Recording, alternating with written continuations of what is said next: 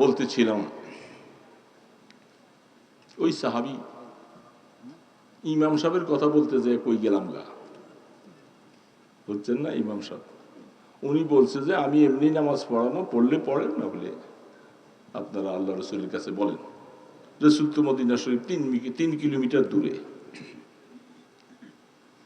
একসাথে ইমাম সাহেবকে সাথে নিয়ে বলছেন, ওগো আল্লাহ রসুল রহমতে দো আলম ইমাম বানাই দিয়ে আসছেন, ভালো কথা। ইমাম সাহেবের নামাজ তো এমনি পড়ায়, এখন সহি হলে তো আলহামদুলিল্লাহ, না হলে ইমাম পাল্টাই দিতে হবে। রহমতে দো আলম জিজ্ঞাসা করে, ও সাহাবী, নামাজ এইভাবে কেন পড়াও? কারণটা কি? সূরা ইখলাসটা সূরা ফাতিহার পরে আগে পড়ো। বুখারী শরীফের মধ্যে তাফসীর চলে আসছে, তিনি বলতেছেন আনা উহিব্বুহা। রহমতে দো আলম আল্লাহর হাবিব, আমি সূরা ইখলাসটাকে আমার জীবন থেকে বেশি ভালোবাসি, কারণ এর মধ্যে আল্লাহর একত্ববাদ, আল্লাহর তৌহিদের কথা আছে। যখনই আমি লা ইলাহা ইল্লাল্লাহ কলেমাটা পাঠ করি, তখন তৌহিদের দিকে আমার মনটা চলে যায়। আর তখনই তার দলিল হিসাবে সূরা ইখলাসটা পাঠ না করলে আমার কাছে যেন মনে হয় নামাজটা অসম্পূর্ণই থাকলো। এই কারণে পাশে আরেকটা কিছু সূরা মিলিয়ে দেই। এই কারণেই সূরা ইখলাস বেশি বেশি পড়ি গো রাসূল। রাসূল বলেন, যাও যাও, এই সূরার মহব্বত আর ভালোবাসায় তোমাকে আল্লাহর জান্নাতে নিয়ে যাবে।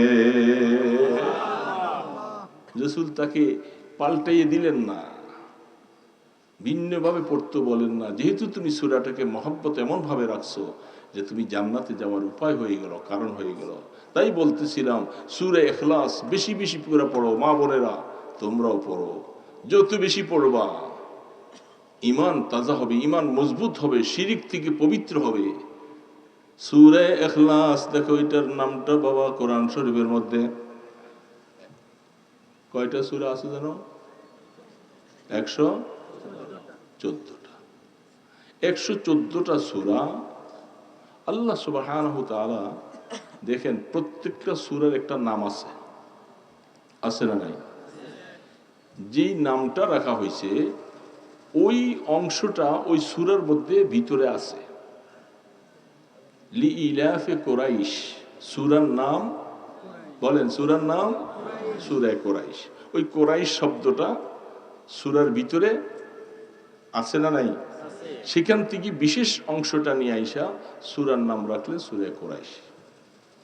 সূরা ফিল, আলাম তারা কাইফা ফাআলা রাব্বুকা বিআসহাবিল ফিল, আছে না নাই?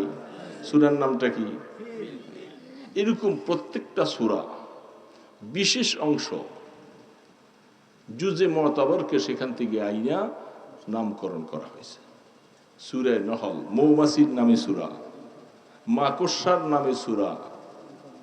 মাকড়সা চিনেন? আল্লাহ পাক বলেন সবচেয়ে দুর্বল ঘর হলো মাকড়সার ঘর। মাকড়সার থেকে এত দুর্বল ঘর আর পৃথিবীতে কারো নাই। আল্লাহ পাক মাদুদ এসে মাকড়সার জাল দিয়ে এই কাফের মুশরিকদেরকে উদাহরণ দিয়েছিল। তোমরা মাকড়সার জাল যেরকম দুর্বল, তোমাদের সমস্ত ষড়যন্ত্র এগুলি সব দুর্বল। আমি আল্লাহ সবল, আমার ষড়যন্ত্র ওমা কারু ওমা কারাল্লাহ আল্লাহু খায়রুল মাকিরিন। আমার ষড়যন্ত্রকে প্রতিহত করার মতো ক্ষমতা পৃথিবীতে তোদের কারো নাই। আমার এত শক্তি আমার। তো আল্লাহ সুবহানাহু ওয়া তাআলা সবটা সূরার নাম বিশেষ অংশ দিয়ে সূরাটার নাম রাখলেন। সূরা ইখলাসের নামটা কেন ব্যতিক্রম? এইখানে কি বিশেষ অংশটা আছে সূরার মধ্যে? পয়লা দেখেন তো আছে না, আমি ভুল করতেছি? সূরার নামটা ইখলাস, সূরার ভিতরে আছে ইখলাস লেখাটা, এটা কেন ব্যতিক্রম? 114টা সূরার মধ্যে এটা কেন ব্যতিক্রম? বুঝেন নাই কথাটা বাবা? এখন মনে বুঝে নেই, খেয়াল করেন নাই। খেয়াল রাখেন, প্রত্যেকটা সূরার ওই অংশটাও সূরার ভিতরে আছে। তো সূরা ইখলাস, যে ইখলাস সূরার নামটা রাখা হলো, এই ইখলাস শব্দটা সূরার মধ্যে আছে। পড়েন, পড়ে দেখেন। নাই। সবাই বলতেছেন তো, আবার দুই একজনে আছে বলতেছেন, তাদের দলিল লাগবে, আপনারটা পড়ে শুনতে হবে। নাই। এটার নামটা কেমন হলো? অথচ সূরাগুলির নাম কোনো ব্যক্তি লেখেন নাই, এটা আল্লাহর তরফ থেকে যেমনি ভাবে জিবরিল বলে দিয়েছেন, রাসূল ওইভাবে লিখতে বলছেন। তো এই সূরাটার মধ্যে ইখলাস শব্দটা দিয়ে সূরাটার নাম রাখা হলো, কিন্তু ইখলাস শব্দটা সূরার মধ্যে নাই। এ কি আজীব ব্যাপার। আর শব্দটা বুঝছেন, শব্দটা কি নাম? এমন একটা নাম রাখা হয়েছে আল্লাহু আকবার, যেটা সমস্ত দ্বীনের মূল চাবিকাঠি। সমস্ত দ্বীনের চাবিকাঠি হচ্ছে জিবরিল আলাইহিস সালাতু ওয়াস সালাম যখন আল্লাহর পয়গম্বরকে প্রশ্ন করতে আসছেন, মাল ঈমান ওয়া মাল ইহসান, তখন রাসূল বলতেছেন, দেখো, প্রশ্নকারীর থেকে উত্তর দেনেওয়ালা বেশি জানে না। তার মানে হলো আমার এগুলি জানা নাই, তুমি জিজ্ঞাসা করে আসো। জিবরিল আলাইহিস সালাম আরশে যায় আল্লাহর কাছে জিজ্ঞাসা করতে 6 মাস সময় লাগছে। কি বলেন? হ্যাঁ, সময় লাগে 1 সেকেন্ড।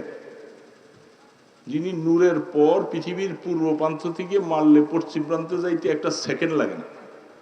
আল্লাহ পাক স্পষ্ট বলছেন, আমি আমার জিবরিলকে 600 নূরের পাখা দিছি। তিনি সাথে সাথে আল্লাহর কাছে, আল্লাহ আপনার বন্ধু তো বলেন, আপনি বলে দিতেন। তখন রাসূলকে প্রশ্ন করলেন, মাল ঈমান ওয়া মাল ইহসান, ইহসানটা কি জিনিস? আন তা'বুদাল্লাহা কাআন্নাকা তারাহ ফাইন লাম তাকুন তারাহ ফাইন্নাহু ইয়ারাক। এটা দ্বীনের সব চাবিকাঠি, মূল। এটার মধ্যে আইসা গেলে বাস জিন্দেগি কামিয়াব কামিয়াব, যেটা আল্লাহ পাকের তরফ থেকে রাসূলকে শিখাই দিয়েছে। ইহসান কি জিনিস? ইহসান ওই জিনিসকে বলে, হে দুনিয়ার আমার উম্মতেরা শুনে নাও, আল্লাহর ইবাদত এমন ভাবে করবে, করতে করতে দেখো তুমি যেন এমন যোগ্যতা অর্জন করো তুমি মাওলাকে দেখতে পাও। প্রথম শব্দটাই ওইটা আনছে। পাশাপাশি যাইয়া বলতেছেন, ফাইন লাম তাকুন তারা, হ্যাঁ যদি তুমি না দেখতে পারো, তবে মনে রাখো আল্লাহ তোমাকে দেখতেছেন। এই হাদিসের ব্যাখ্যায় অনেক কথা আসছে, অনেক অনেক কথা। প্রথম শব্দটা যখন আল্লাহ পাক বলছেন, তুমি এমন ভাবে ইবাদত করো, ঈমানকে তৈরি করো যেন তুমি আল্লাহকে দেখতে পাও, তার মানে হচ্ছে দুনিয়াতে না হলেও ঈমানদার তার আমলের বিনিময়ে আল্লাহ তাকে এমন পুরস্কার দিবে, সে জান্নাতে যে আল্লাহকে দেখবে। কি বাবা, দেখবি কি দেখবে না? দেখবে। লা তুদাম্মুন, আল্লাহ পাক বলতেছে, হাদিসের মধ্যে আসছেন, আল্লাহকে দেখতে যে কোনো ভিড় হবে না, চাপাচাপি হবে না, ধাক্কাধাক্কি হবে না, মানুষ পায়ের নিচে নিষ্পৃত হয়ে যাবে না। আল্লাহকে তুমি তোমার জায়গার মধ্যে থেকে চাঁদ যেরকম দেখতে পাও, কোনো অসুবিধা হয় না। আল্লাহকে জান্নাতে যাওয়ার পরে এইভাবে দেখবা, আন তা'বুদাল্লাহা কাআন্নাকা তারাহ, এমন ভাবে ইবাদত করো দিলটা এরকম তৈরি হয়ে যায় যেন আমি আল্লাহকে দেখতে পাই। হ্যাঁ, পাশে দিয়ে জুমলায় মুতারাজা বলতেছে, দুনিয়ার মধ্যে এই চক্ষু দিয়া দেখা যাবে না, কারণ ওই সময় জান্নাতে যাওয়ার পরে এই চক্ষুটা থাকবে না, আল্লাহকে দেখার মতো সেরকম চক্ষু আল্লাহ বানাইয়ে দিবে, চোখের জ্যোতি বেশ কম হয়ে যাবে। 70,000 নূরের পর্দার ভিতরে হাদিসে বর্ণনা, আল্লাহ পাক তিনি কি অবস্থায় আছেন, তার চতুর্পাশে পর্দা আছে কয় হাজার? 70,000।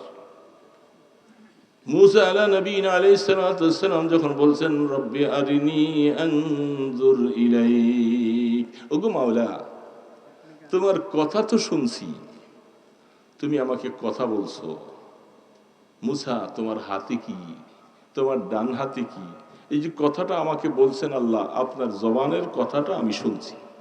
এই শব্দটা কে বলছেন? আল্লাহ নিজে বলছেন মুসা ইসলামকে। তো যেহেতু কথা বলছেন মাওলা, মনে চায় কথা যখন বলছেন আপনাকে আমি দেখব। মুসা ইসলাম তো এমন ব্যাকুল হয়ে গেছে, আল্লাহু আকবার, তখন তিনি দরখাস্ত করে বলছেন, রব্বি আরিনি আনজুর ইলাইক, আল্লাহ আপনি একটু দেখা দেন, আমি যেন আপনাকে একটু দেখতে মনে চাই।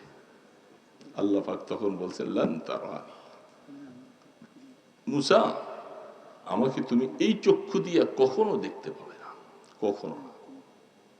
চক্ষুটা পাল্টিয়ে যাবে।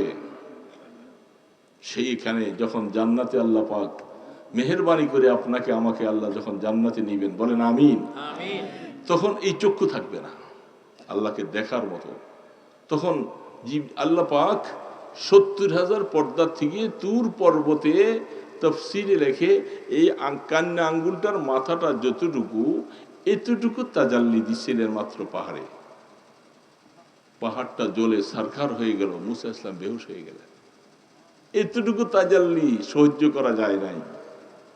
আর যেদিন আল্লাহকে দেখা যাবে, আল্লাহু আকবার, আল্লাহ, সেদিন কি মজা লাগবে। এই জন্যই তো বলা হয়, হুরুগল মা যতনে নেমত হায় তো সবসে বাকর নেমতে दीदार তো जन्नत इसलिए मतलूब है कि दारुल का है मकामुर रज़ा है। আল্লাহ আপনার কাছে যে আমরা জান্নাত চাই, কেন চাই? যেহেতু জান্নাতের মধ্যে গেলে আপনাকে দেখা যাবে এবং আপনার সন্তুষ্টি পাওয়া যাবে। সেদিন আপনি ঘোষণা দিবেন, এ আমার বান্দা, এই যে একবার মৃত্যু হওয়ার পরে জান্নাতে আসলা, মৃত্যুকে জবাই করে দেওয়া হলো, আর কোনোদিন তোমাদের মৃত্যু হবে না। আবাদুল আবাদিন। এই জন্য আল্লাহ সুবহানাহু ওয়া তাআলাকে দেখার মতো দুনিয়ার এই চক্ষুটা থাকবে না, সেদিন চক্ষুটা পাল্টে যাবে। তো আল্লাহ সুবহানাহু ওয়া তাআলা, হ্যাঁ, যদি তুমি চোখ দেখতে না পারো, এতটুকু ঈমান অর্জন করি, আমল করতে করতে নিজের গুনাহ ছেড়ে দিয়া এতটুকু ঈমান যেন চলে আসে যে আমি ইবাদত করি আর গুনাহ করি, আমার আল্লাহ দেখে। দেখি কি দেখে না? যারা জুয়া খেলাতে বসে তাদের ব্যাপারটা দেখে না, যারা জিনার মধ্যে থাকে, ব্যভিচারে লিপ্ত হয়ে থাকে, তাদেরটা দেখে না। আল্লাহু আকবার। আল্লাহ দেখেনি কথাটা যদি চলে আসে, সব শেষ। এই জন্যই তো আয়াত বলেছেন, ওহুয়া মাআকুম আইনামা কুনতুম ওয়াল্লাহু বিমা তা'মালুনা বাসীর। এই গোলাম, তুই যেখানে যাবি, অন্য আয়াতে বলতেছেন মা তাসকুতু মিন ওয়ারাকাতিন, আর একটা গাছের পাতা ঝরে পড়তেছে। যাচ্ছিলাম ওই দিন প্রোগ্রামে, হঠাৎ করে বাতাস আসলো আর গাছের পাতাগুলি সব ঝরঝর করে পড়ছে। মনে মনে চিন্তা করলাম, আল্লাহ, এই যে গাছের পাতাগুলি পড়ছে, আমাদের তো কারো খবর নাই, কিন্তু আল্লাহ পাক বলছেন কোন পাতাটা কোথায় পড়লো এটার এলেমও আমার আছে, আমি এটাও জানি। কত বড় কাদের ওয়ালা আমার আল্লাহ, কত বড় শক্তিওয়ালা আমার আল্লাহ।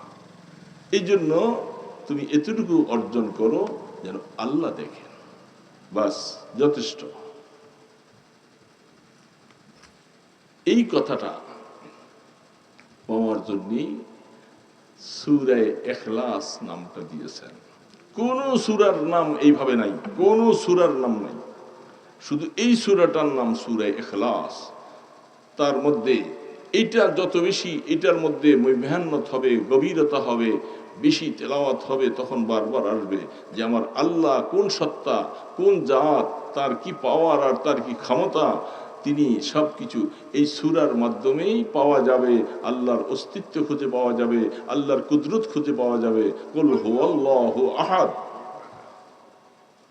আল্লাহ বেনিয়াস, কারো মুখাপেক্ষী নয়। সারা পৃথিবীর মানুষ যদি আল্লাহর ইবাদত না করে, একটা সেজদাও যদি আল্লাহকে না দেয়, আল্লাহ পাক বলে আমার খোদাইত্বের এক জাররাও কমবে না। তোমার ইবাদত দ্বারা আমার আসমান জমি টিকিয়ে রাখছে। সবাই মিলে যদি আমাকে সেজদা করো, কাফেররা যদি মুসলমান হয়ে যায়, ইহুদিরা যদি মুসলমান হয়ে যায়, সমস্ত ধর্মাবলম্বীরা যদি মুসলমান হইয়া একসাথে আল্লাহকে সেজদা করতে থাকে, আল্লাহ পাক বলেন আমার খোদাইত্বের এক জাররাও বাড়বে না, যেমনটা আছে তেমনই থাকবে। আল্লাহুস সামাদ। এই জন্য আল্লাহ সুবহানাহু ওয়া তাআলা এই সূরাটার নাম ভিন্নভাবে রাখছেন সূরা ইখলাস।